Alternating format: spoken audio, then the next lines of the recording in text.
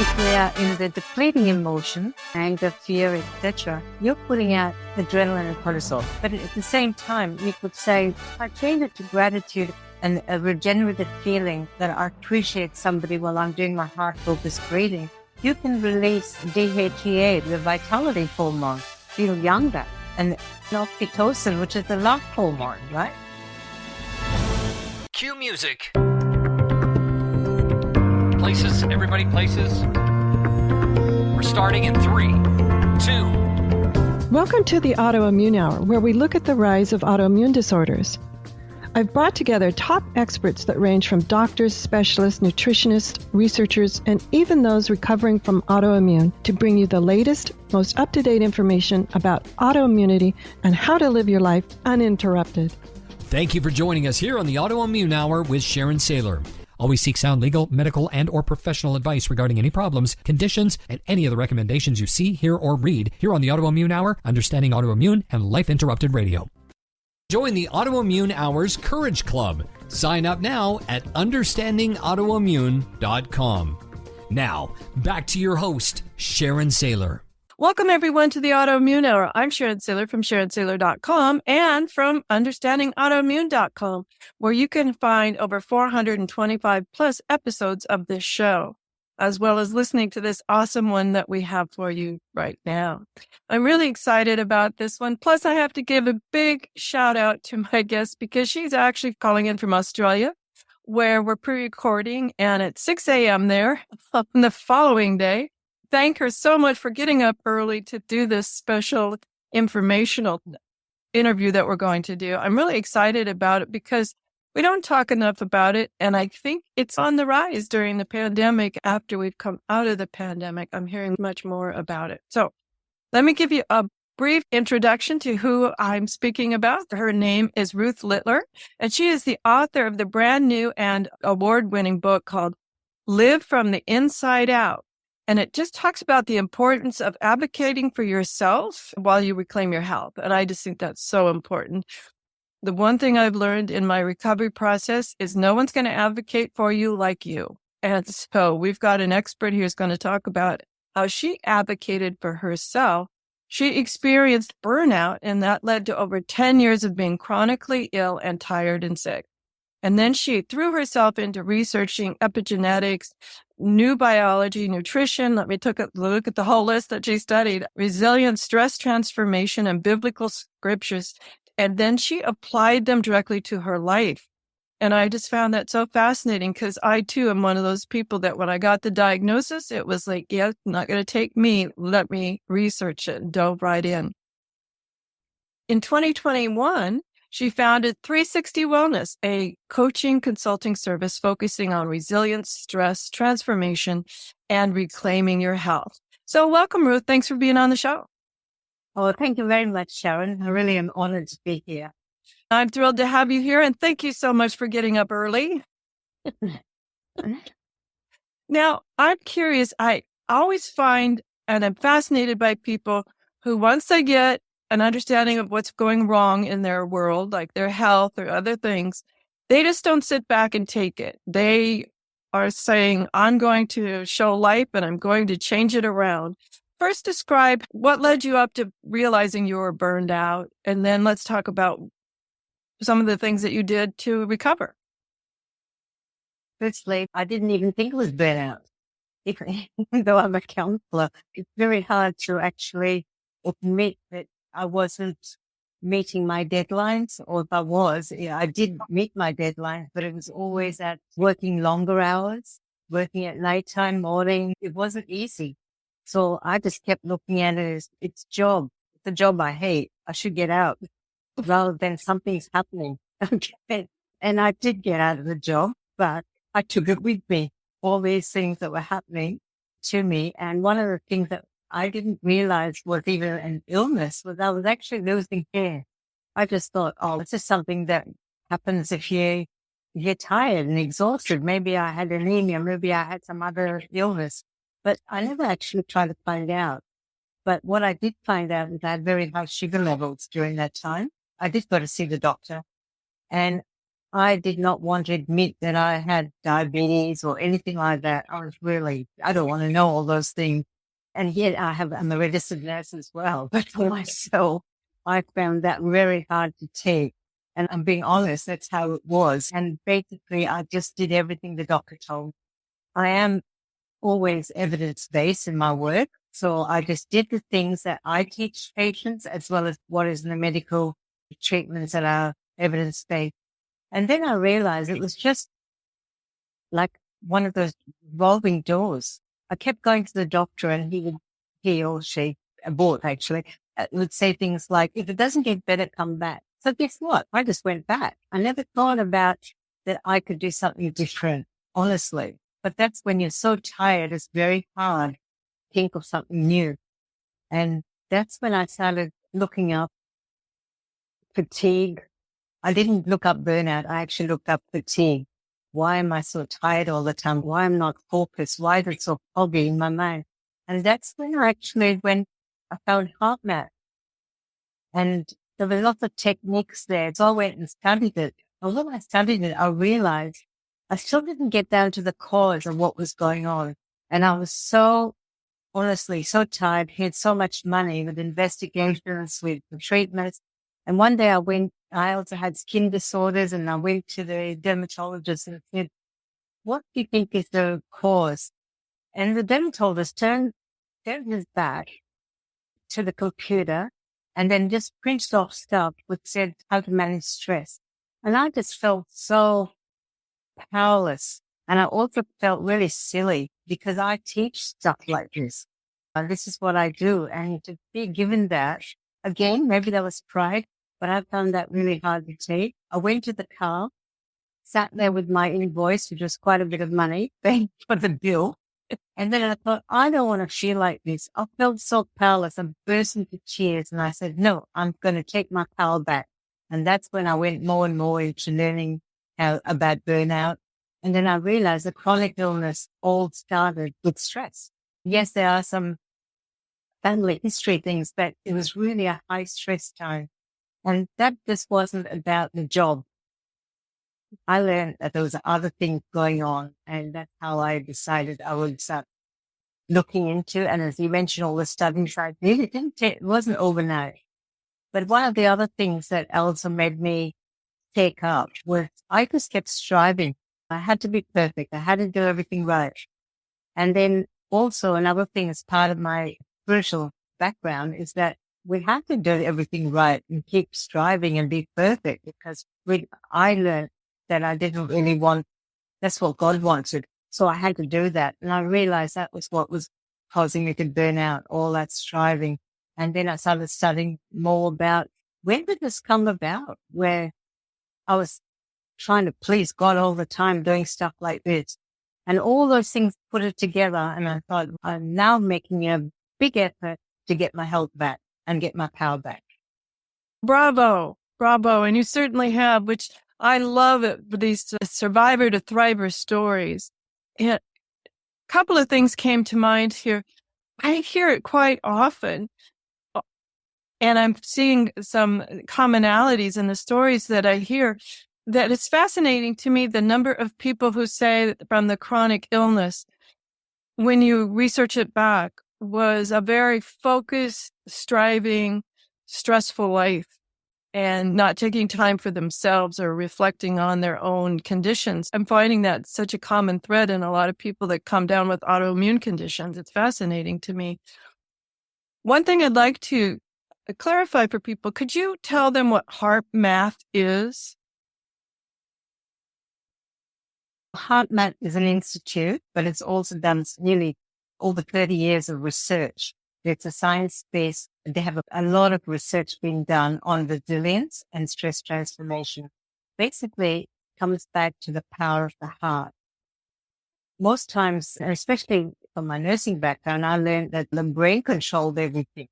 And so if I made a decision that I'm going to do something, I'll do it. However, I wasn't able to change a lot of my physiology. And I think that's what HeartMath programs, techniques, etc., is actually to stop the stress response, become so aware of how your body works.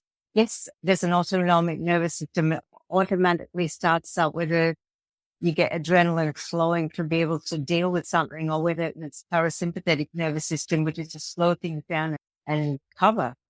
However, I didn't know that I could actually influence it not only by my thoughts, but by my feeling. And I think that is the difference, is learning that I could actually, in the moment of stress, be able to do something different, to pause, to maybe make a decision, a better decision, to change the way I would respond was one of the biggest things, instead of just flying off the handle. But one of the things I learned is that we actually accumulate, just like we accumulate stress in our bodies, we also accumulate resilience.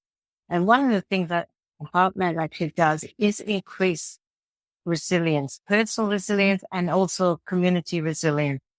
And they actually, all their techniques, all their science research shows that we work on aligning your heart, your mind, your emotions. You actually produce a coherent state. Coherence just means you're in alignment. And even with your hormones, and everything just flows and harmonious. To me, it's like the Olympic team in a rowboat, in the rowing competition. They always have to hit the water at the right time to move fast. And it really is optimum performance, but also it's a harmonious flow. And coherence is just everything about HeartMath is to bring us into a micro recovery. And if I just might say, one of the things that really I found astonishing is that the whole Netherlands police force use it, even before, like in a handover time, before going out to do that very hard and dangerous work. And I know a lot of other police officers around the world do it, and health professionals.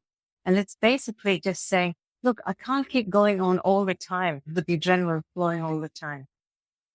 And one of the biggest things I learned is that when we are coherent, that means everything is in alignment, our heart rhythms are actually flowing, and doesn't look like an earthquake graph. Because when you're feeling like you've got to rush and do things, and of course, you're going to resuscitate people, or especially in a busy emergency center, or you never know, a police officer might be called out to a violent situation, or something nice and quiet happens, and all of a sudden there's violence. At the end of that setting, we actually learn how to calm down. Not to say I'm calm, but actually get your heart rhythms, because that's what happens is our emotions, especially, influence our heart rhythms. And HeartMath also is something that we learn. There's a lot of electronic equipment for monitoring, just to actually in real time to show recovery of everything, and you're getting into alignment. But one of the things I learned is that beat to beat, when you take a heart rate, you don't actually know there's a difference between a beat to beat heart rate. And that is actually seen by HeartMath equipment, or the professionals using it.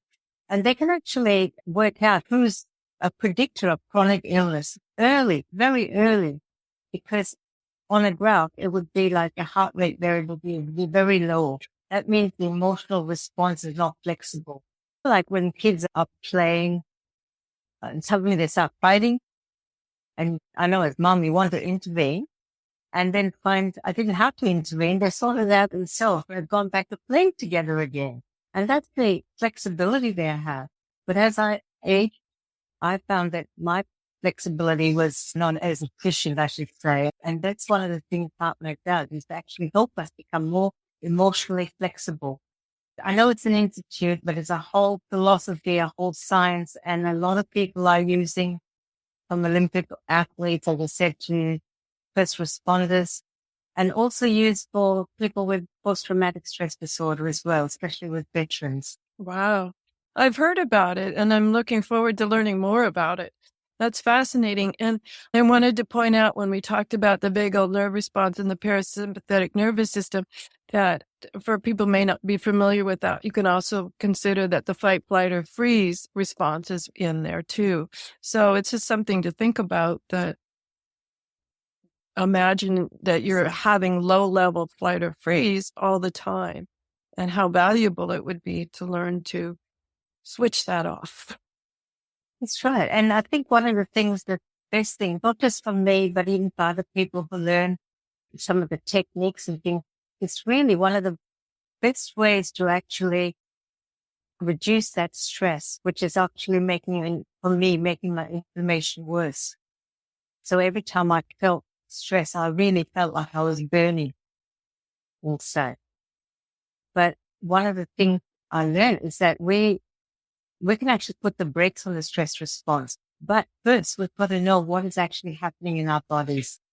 So just being aware of what we're feeling, whether our skin is getting clammy or whether the color's changing, whether our shoulders are hunched, our hands are clenched, our teeth are clenched. What are the signs of stress for ourselves? So we're aware. A lot of people are not aware. The biggest thing is, first of all, is to identify what's happening in your body, being aware that stress, preparing for that stress response. If I know that I'm going to an appointment today or a scan today and I'm scared of what they're going to find or anything like that, you can actually say, I'm going to prepare.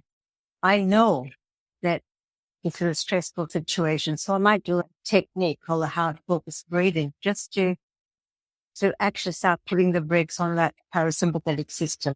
All you're doing is a little bit of micro recovery. And of course, then the other thing is to be aware that we have a physical, emotional, mental, and spiritual domain.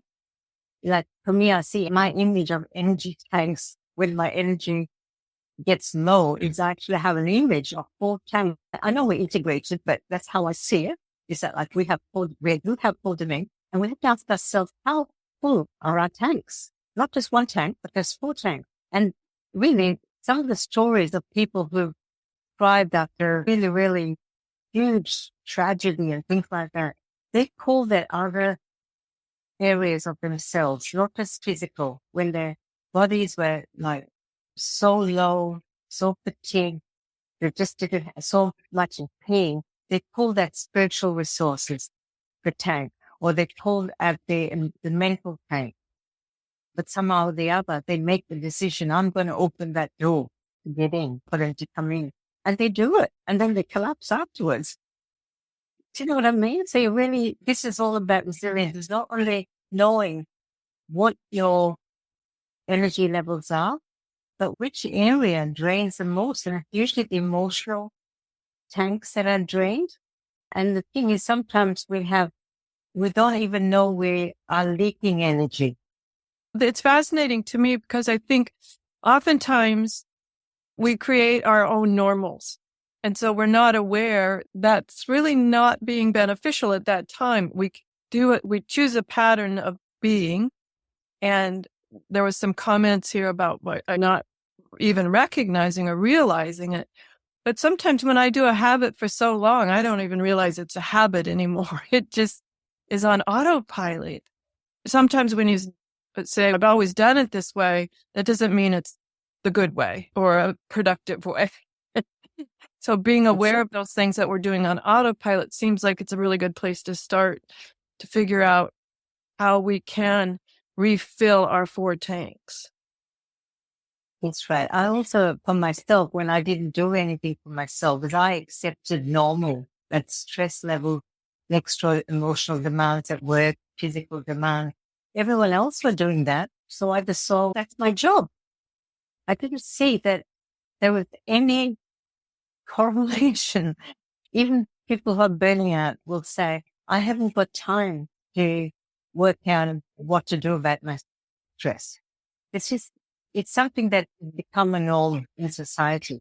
Which is unfortunate because one of the other things I found, and I can relate to myself as well in talking to other thrivers, is that when we don't take care of ourselves early, often you end up with some sort of physical manifestation, an illness or something else, or maybe even mental, emotional manifestation as well.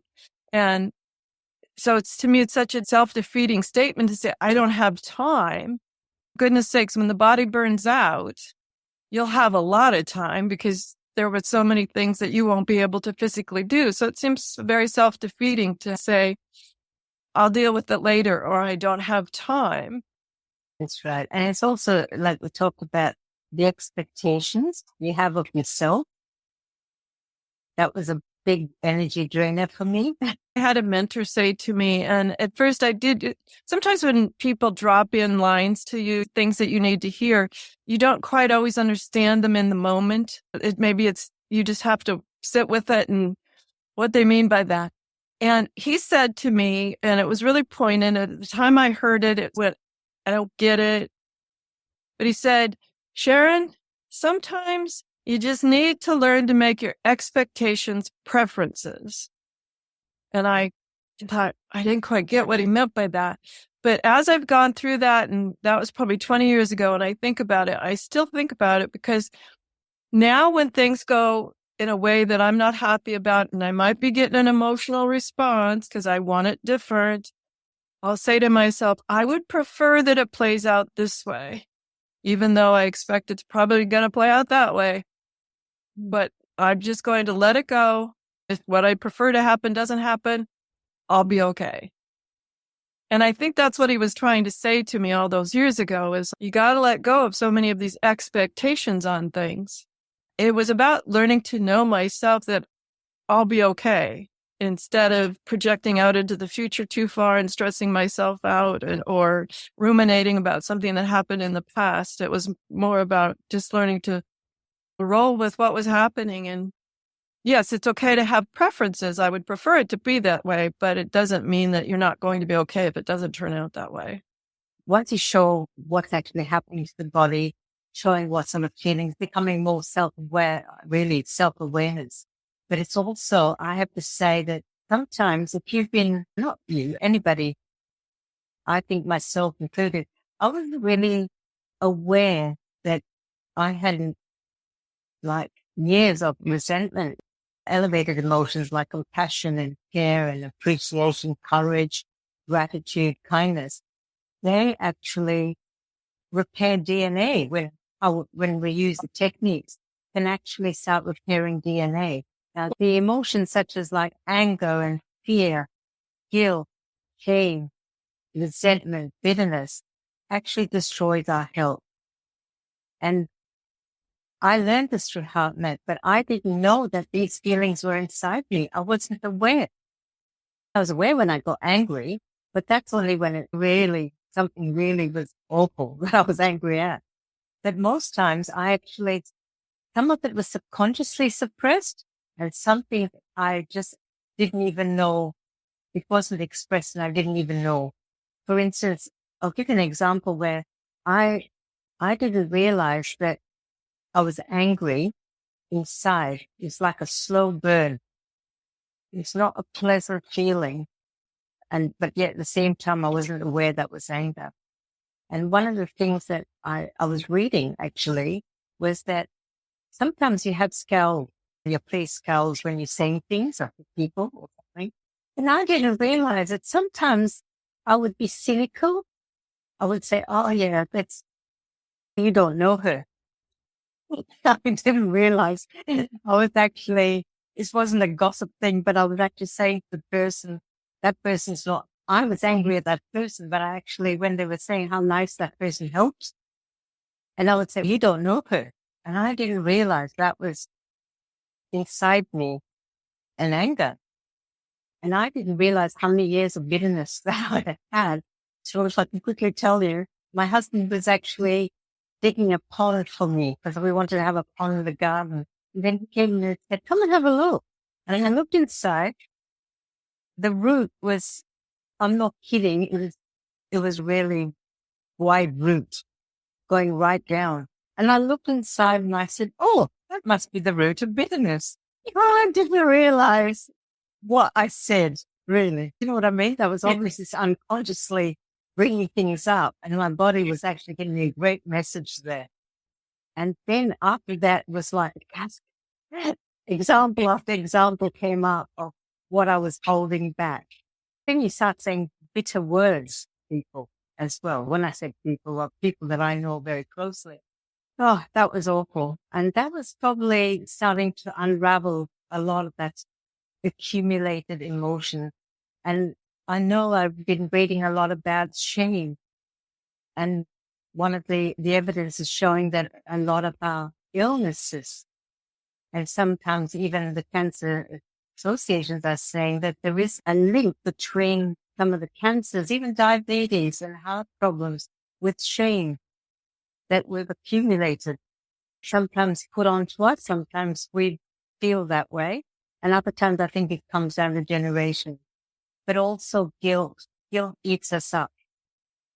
Some of the techniques we use, or even thinking differently, like you said about the preferences, it doesn't matter if that this is what I prefer, but it doesn't matter if it doesn't work out, or I can manage, or I'll find another way. Even a thought like that would start changing the biochemical, the physiology of the body. You're repairing your brain with a change of thinking. And I've found that I've got the emotion, but with the thinking change, and I've been reading this from cellular biologists like Ruth Littler and even neuroeducator Dr. Joe Dispenza, is that when the cells actually have light, and when we start having dark thoughts, the lights go out in our cells. Even the expression of genes, we actually stop expressing that optimum function of the gene. It's not genetic. It's what's our thinking that actually does that. And then eventually the cells in your body, they all vibrate. And even our thinking that is very self-critical, it actually starts making your organs not vibrate as in the optimum way it should.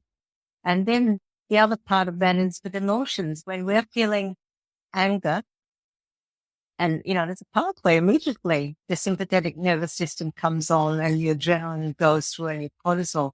What I didn't realize, I learned from the research, is that cortisol circulates for 12 hours. So if you're angry or fearful, and especially if it accumulates the demands on us all the time, where we've got adrenaline flowing all the time, the emotion is, I've got to do it. I've got to do it. What will happen if I can't meet it? And you start feeling ashamed and things like that. But really, those sort of emotions, and especially the fear and the anger, really kick in the cortisol and adrenaline. And it is aging. You end up with aches and pains, and joints are stiff, and joints don't move very well. All kind of these chemicals.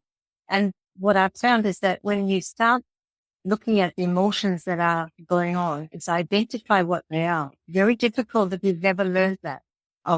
It was difficult for me, I should say. And one of the things is to know what exactly is happening, but if it's taking too long, it's better to go into the elevated emotions while you're working out all the other things that you've got to change. Go straight into changing it within 60 seconds. That's one of the techniques that I call the quick coherence technique.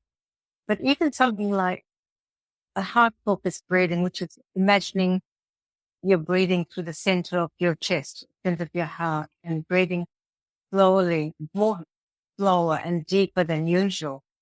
You can do that while you're driving a car, while you're having a shower, while you're tending to children, whatever job you have. Nobody knows you're doing it. You're doing it with your eyes open, and you're putting the brakes on that stress response. That's the beginning of physiology changes. You're bringing micro recovery to your body, very short time.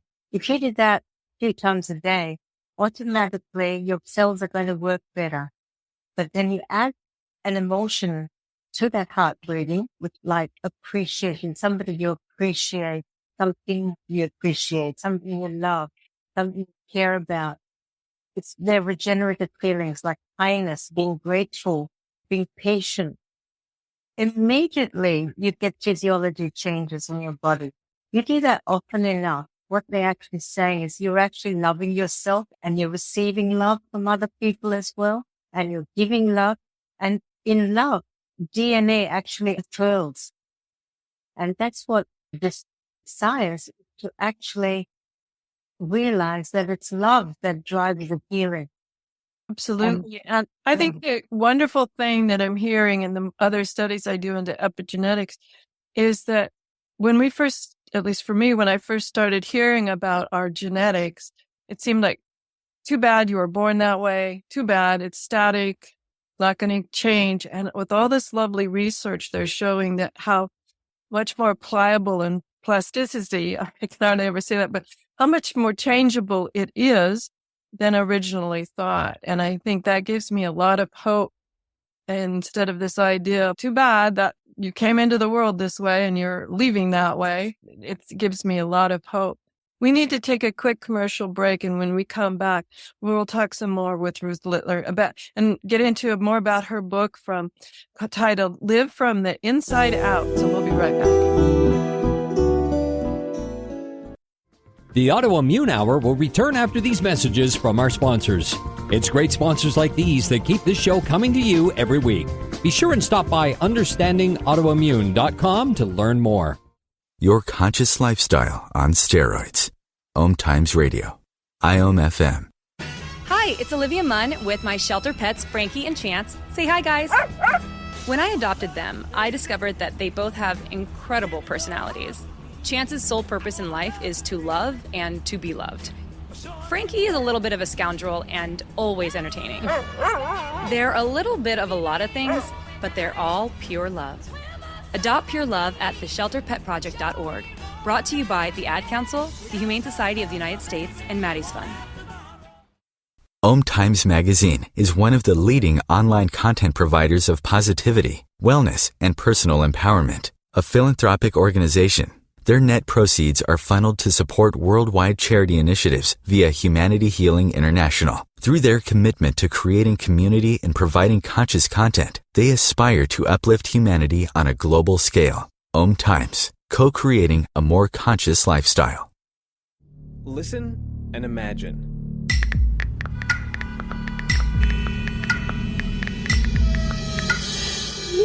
It takes 5 seconds to send a text, and for those 5 seconds, you're driving blind. Life is worth more than a text. Stay alive. Don't text and drive.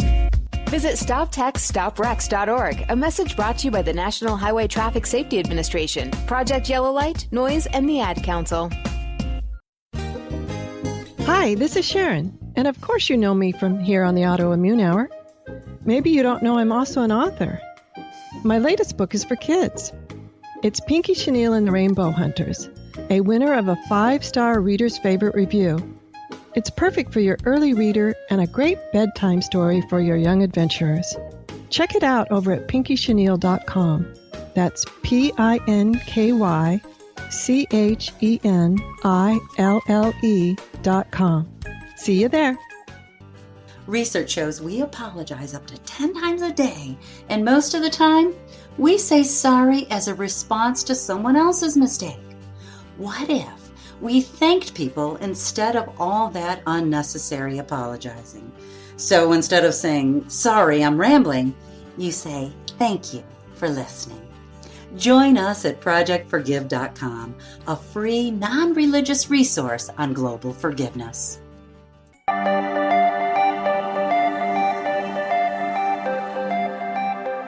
Welcome back, everyone, to the Autoimmune Hour. I'm Sharon Sayler from SharonSayler.com. And remember to go over to understandingautoimmune.com to find out all the previous episodes that we have, as well as share this one with your friends and family. And tonight we're here with Ruth Littler, and she's calling all the way from Australia, so she's up bright and early, and I appreciate her doing that. And she is the author of the brand new book, Live from the Inside Out, and it will help you clarify the importance of advocating for yourself and to reclaim your health.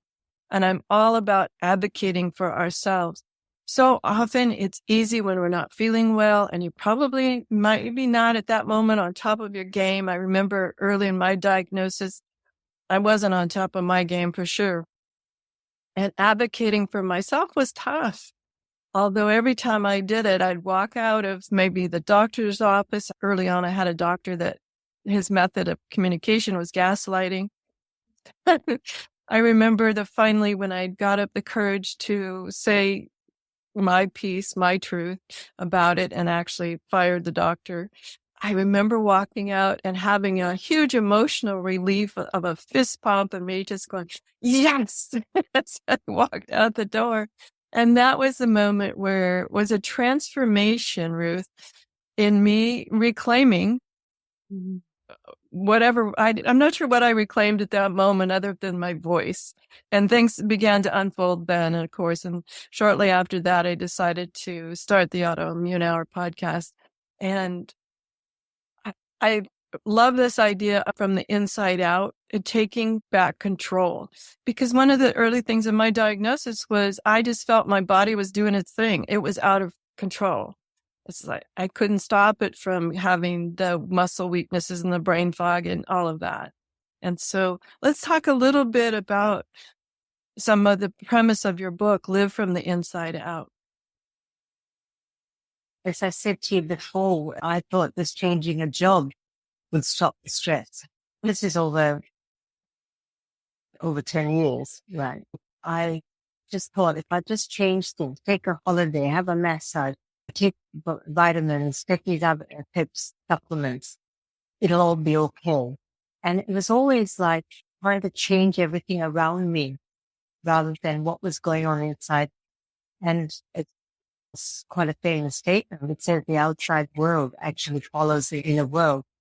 I had to actually pull myself up for this because I'm desperate. It was awful. Not just hair falling out, but I actually felt burning in my body. And I knew that I had high inflammation. I was just treated by this doctor at this place, got another doctor at this place, going to a naturopath here, all this costing money. But really, I was just being treated in parts rather than as a whole. And one of the things that when I decided, no, there's got to be something that sees me. But I went to an endocrinologist who said to me, oh, go see your dermatologist for this. But it's not just about the money. It's the time, the waiting time to see the specialist. Then you wait in the clinic. Then you're taking time off work or whatever. And then you just go somewhere else and go somewhere else. And it just depletes me, especially when I felt exhausted. And so I think the thing was to look inside me. What was actually going on? What is the inside world is one of my first questions, because I've researched that and people said, look at your inside world. So it wasn't my words. And the other part about it was I was listening to some, you see quotes on Facebook or something like that. And one of it was you've got all I think it was by Rumi from the Middle Ages. It said, the answer's in you. What you're seeking for is inside you. And I'm thinking, okay, maybe that's what it is. So actually I had to look at inside world, which is your thinking, your emotions, your beliefs, a lot of my experiences as well, and my perceptions of things. And then I realized, as I mentioned to you about the depleting emotions, how they damage health, etc. I started looking at how I could start changing the inside. So beliefs was the big thing, changing what I was thinking, because I would be honest, I'd start the day thinking I was going to have a bad day. Depending on what day it was, especially when I was at work, the corporate world.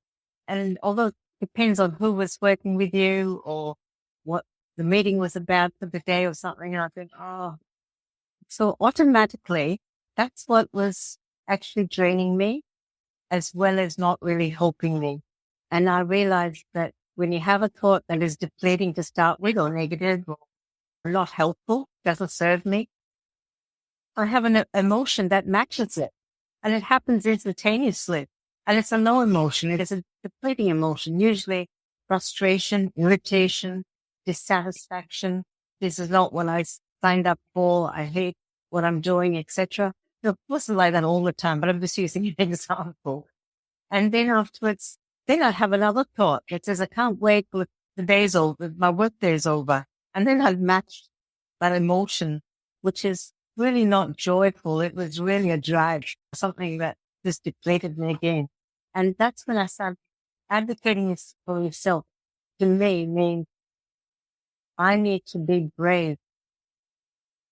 And I need to do this because this is what life's not about. Life's not about this being a drag or being a burden. And so that's when I started changing that and being aware of my emotions. And then I started reading things that was positive. But when you go to the doctor, say to be treated for diabetes, that's all the treatment is about diabetes. It doesn't give you the treatment And of course, to prevent complications. I realize that. But it doesn't tell you how to feel joyful.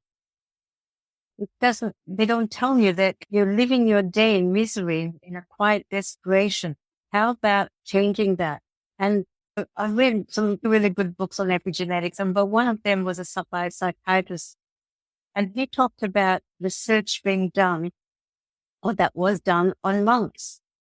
And half of them were in a group that actually meditated on a loving God, and another group meditated on a punitive God. The ones that meditated on a God that is punishing and distant and always scowling and watching you and trying to tell you to be better, those monks actually ended up having damage to the front of their brain. And they found that their memory was poor. And also that they were actually not damaged as much as just changes in the brain. Everything was slow. Their cognition was poor. Their focus was poor. And then the ones that were meditating on a God of love, that just loved them and just had their backs all the time, they actually had the ends of the genes, the telomeres, which actually protect the DNA. They were growing. They found huge memory improvements. And they found that they were thinking clearly and they were focused. And I thought, oh, that's what I want. So that was love. So I was meditating on love all the time, not just about receiving love, that in your oneness, connection, God, the divine, but coming back to love. I read in HeartMath that DNA unfurls in love. So all the time for advocating for myself was actually looking for love in a different way, only to repair my DNA, nothing else. So that's how I started doing that. Wow, that's fascinating. And when I think about it, it's one of those things that sounds so simple and yet not always easy. I'm thinking I'd probably find, at least when I started, always having to bring myself back. I noticed that about my mindfulness practice. Sometimes the monkeys run away with the clowns and off I go. I'm thinking about just knowing the word love brings it to a much more simpler place, as if I keep focusing on just that one word. That's fascinating to me. I love how adaptable our bodies are. It never ceases to amaze me how adaptable not only our physical body, but the mental, emotional, spiritual bodies are. And with the right nourishment, thinking about love, things like that, the right nourishment, not just food, how fast that we can adapt to that. That's fascinating to me. As you began your practices of this, what are some of the things that you noticed about the changes? I'm thinking as if I meditated on love a lot, I imagine I'd begin to see a lot of changes in my outer world too, as if almost everyone else around me was changing. I don't know. As we're changing inside the outer world, that's changed. Chaos that's around. I didn't feel chaos. And I slept well. That's the first thing that I noticed. And I remember thinking, it's morning. I slept really well all night. I found that I had a lot of pain in my neck and back. Occasionally from posture, I get that. But there was a time when I even had an injection in my lumbar spine. That was about 8 years ago. And I don't have that anymore. I don't have that pain anymore. A little bit of stiffness, but I don't have that pain. They were the things that changed. Another thing that changed is that I let things go instead of holding on. So it's not meditating. It's just the act of kindness and being grateful all the time. All that actually comes into a higher elevated emotion. And one of the things is that another thing with advocating for myself is I always focused on outcomes, but it was always what if something goes wrong. So familiar with that one. And all the complications that come from chronic illness.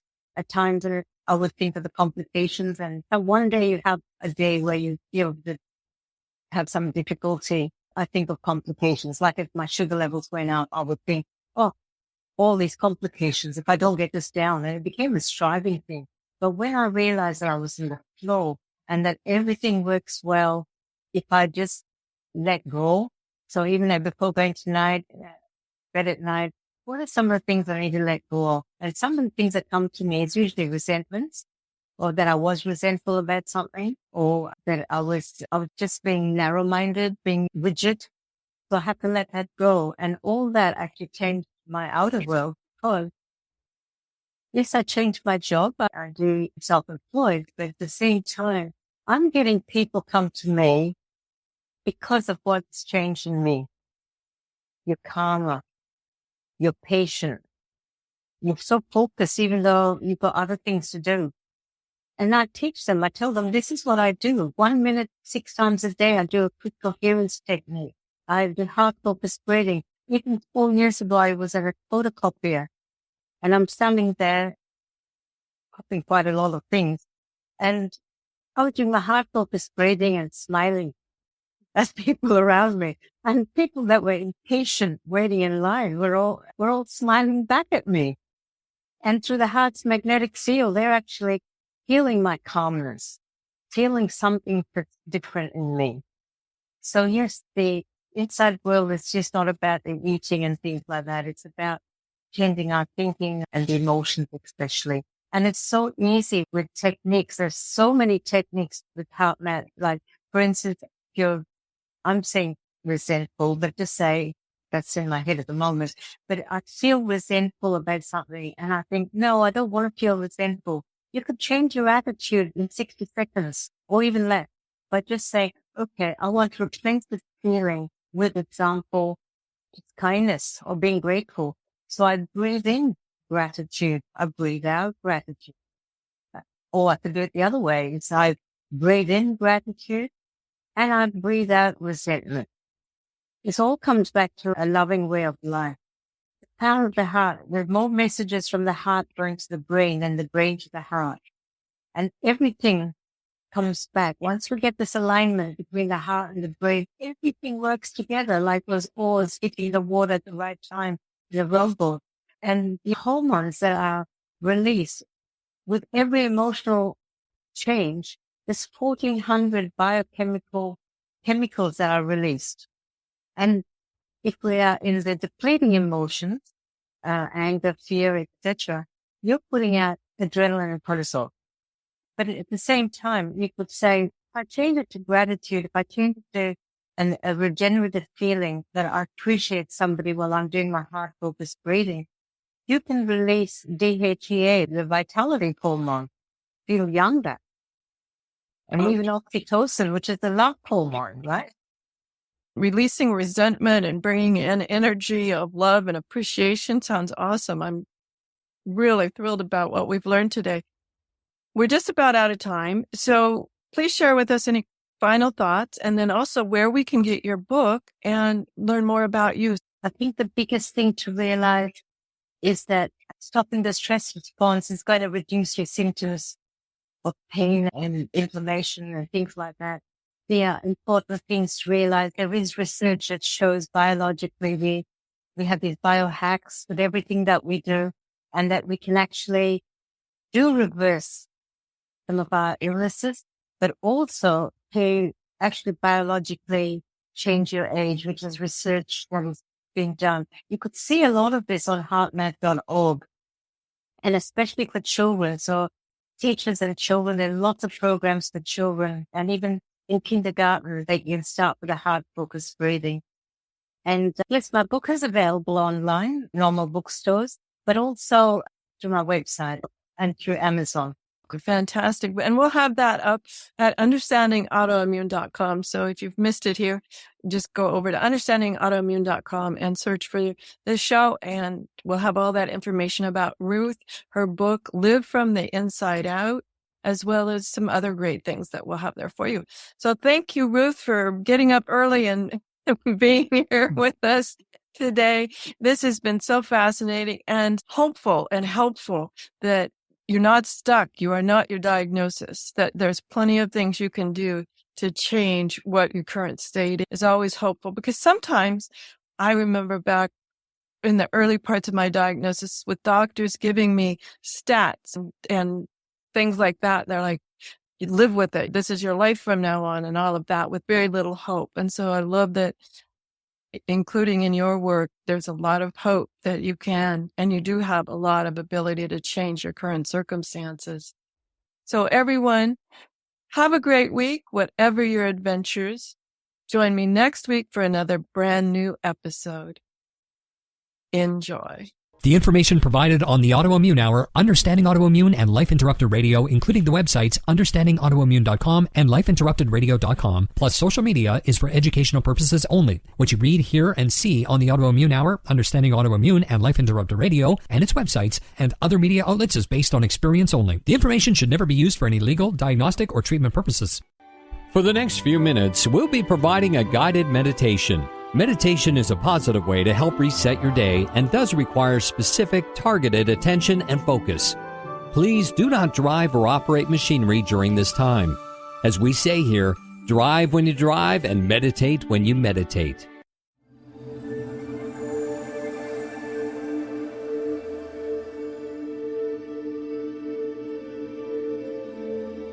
Take a moment now.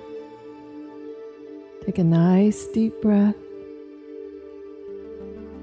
And extend the exhale with a sigh.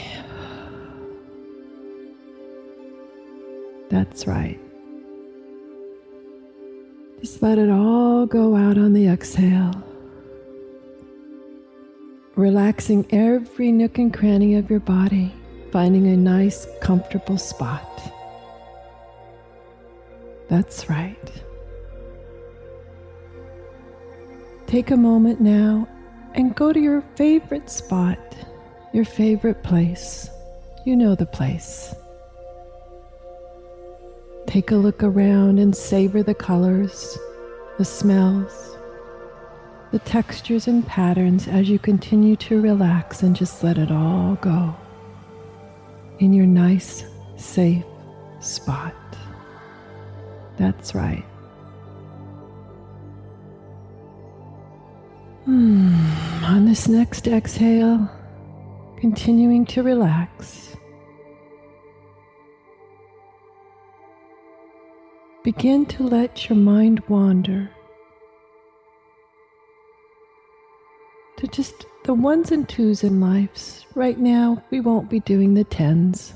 Just pick a one or two in life of something you need to let go of. You know what it is.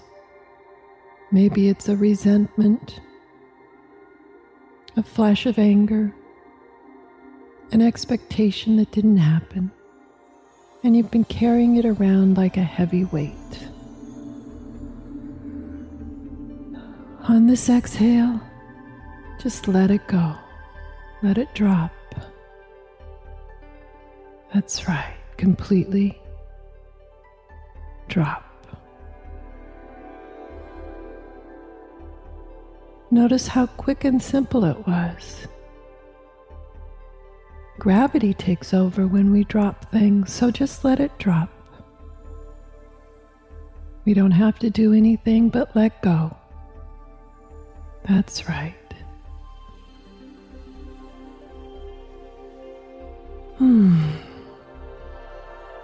Notice how much lighter you feel from this place.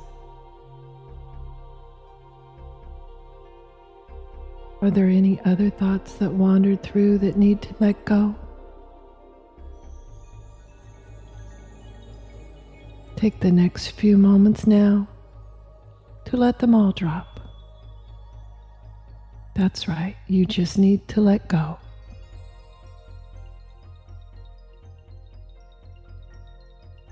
Taking a nice deep inhale, feeling your lungs expand and noticing the lightness and the newfound space of everything that's now dissipated and dropped away from you and gone. That's right.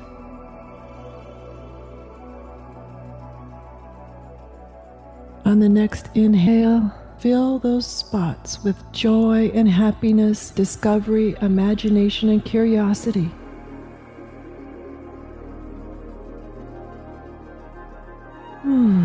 What a delightful feeling fill those spots with joy and happiness, curiosity, discovery, and imagination.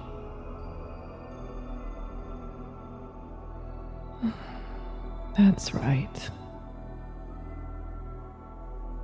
Knowing that you can come back to this spot filled with joy, play, imagination, curiosity, comfort, and joy at any time. That's right, at any time. Taking right now just to set a little roadmap marker to know exactly how to get back here at a moment's notice. That's right. Taking all the time you need right now to savor this joy and happiness as you begin to come back to the present moment, bringing back the joy, the discovery, the creativity, the imagination, happiness, safety, and comfort that you found there on letting go. That's right. Coming back to the present moment, eyes wide open, alert and awake and aware. Welcome back.